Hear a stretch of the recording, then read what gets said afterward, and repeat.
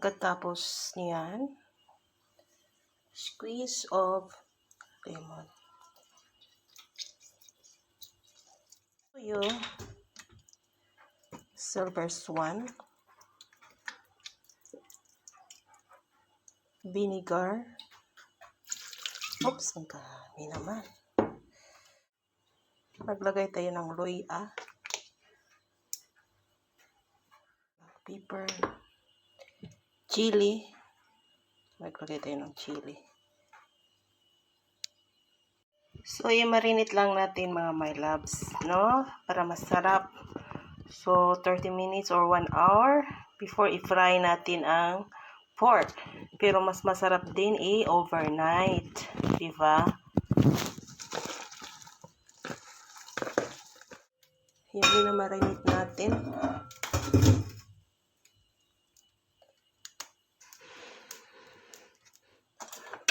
Mainit na siguro to. So, ilagay natin isa-isa.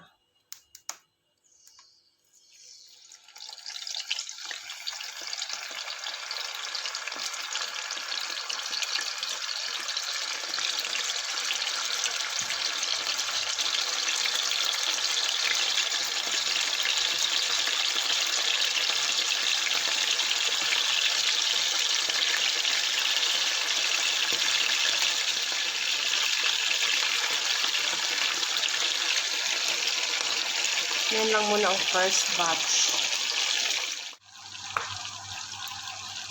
So, ayan. Malapit nang maluto.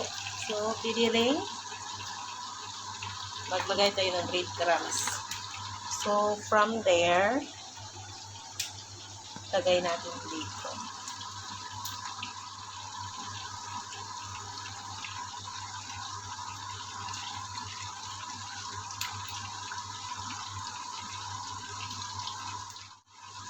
Para, ano siya, may option kayo. Wow. Wow. Wow. Perfect. Siniklaw. Ilagay natin itong ano. Ito.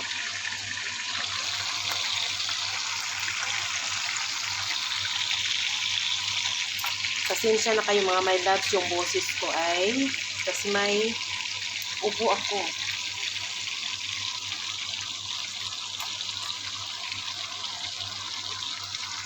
May space pa naman. Pwede pa natin ilagay yung iba. Ayan. Perfect yung ating fried pork. No?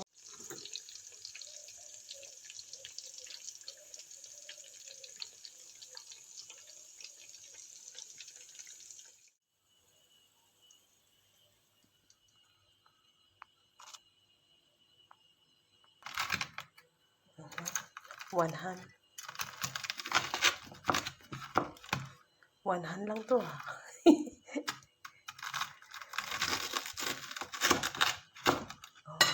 diba? Super crispy.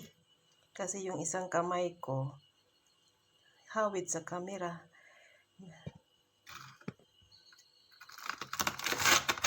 Pero okay naman. Caring. Wala kasi akong siling yung fresh. Ayan. Gusto ko manghang. Maglagay pa ako ng ingwer powder or luya. Maglagay tayo ng black pepper. Pangpalasa. Pero malasa na po yan. Ay, looking good. Okay.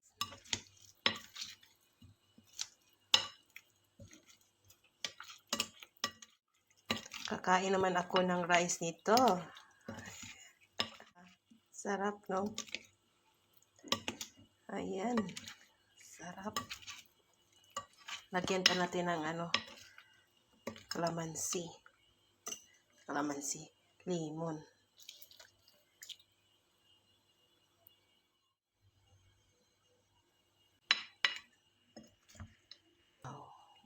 na maraming cucumber.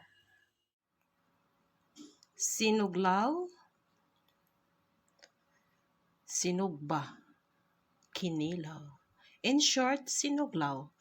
But I don't make sinugba. I fry it. The pork. Looks good. So yan mga malabs. Let's eat. Sarap yan mga malabs. With rice. Sarap pag may rice mga malabs. If you like this video, don't forget to share to your friends. Please react and comments. Thank you. Bye-bye. God bless.